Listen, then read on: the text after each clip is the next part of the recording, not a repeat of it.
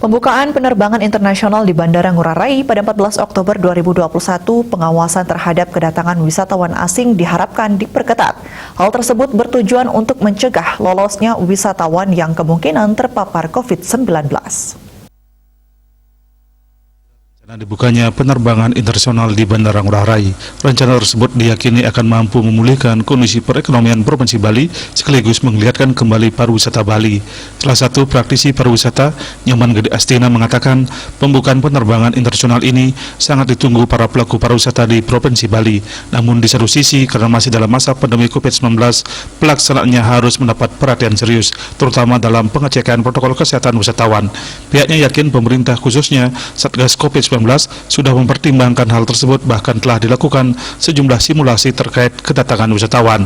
Pengawasan harus dilakukan dengan ketat agar wisatawan yang kemungkinan terpapar COVID-19 tidak bisa lolos. Dan ini harus dilakukan dengan ketat supaya jangan sampai ada lolos tamu-tamu yang membawa virus yang datang ke sini, sehingga ya ini akan menjadi sangat berbahaya. Dan karena itu ini harus dilakukan dengan ketat, tetapi ada barangkali usulan kita ya bahwa ya karantina itu yang direncanakan 8 hari mungkin bisa dikurangi begitu, karena ya kalau 8 hari ya terutama yang mempunyai waktu singkat ya mereka akan tinggal di hotel karantina saja, tidak bisa menikmati Bali.